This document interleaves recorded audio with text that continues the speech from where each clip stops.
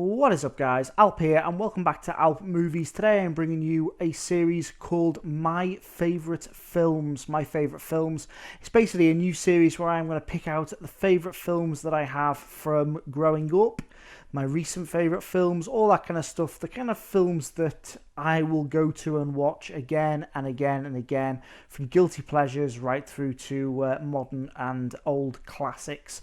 And today is no exception. I am bringing you today a film from 2001. At the time I was 21, saw this film in the cinema.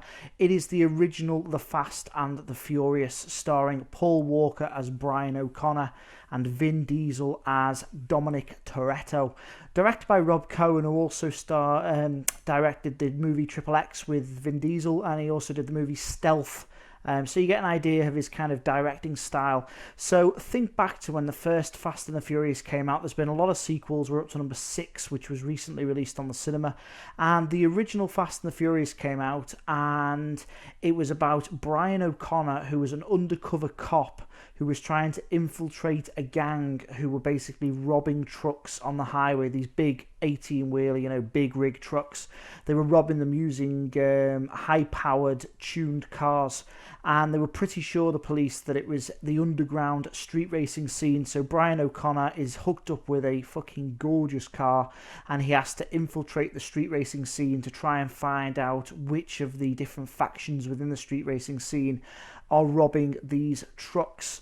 And there's a few twists and turns in it, but it is mainly to be watched for the beautiful cars, gorgeous women, fantastic driving sequences, loads of action throughout the film. Big moment for me is the first street race. This isn't the kind of what you've seen in the sequel where they're driving in traffic. This is basically a quarter-mile drag race. Literally straight line, closed roads, totally illegal, and they're just who can get from point A to point B the quickest. And that opening chase sequence, or that opening street racing sequence, is just fantastic. At the time, we hadn't seen street racing shown on film before. It was before the likes of the Need for Speed series with regards to games, and obviously the sequels that have spawned with the Fast and the Furious series. So at the time, we hadn't seen these tuned cars, we hadn't seen NOS or nitrous oxide, that kind of thing. It was totally and utterly fresh. And I remember watching this film and just being blown away and getting into my car when I left the cinema and just wanting to race everyone. It was just like being a child again. It was fantastic. And I've watched it recently on Blu-ray, and once again, it is just a fantastic film. It still holds weight today. The characters, Brian's character Paul Walker's character as Brian O'Connor is just fantastic.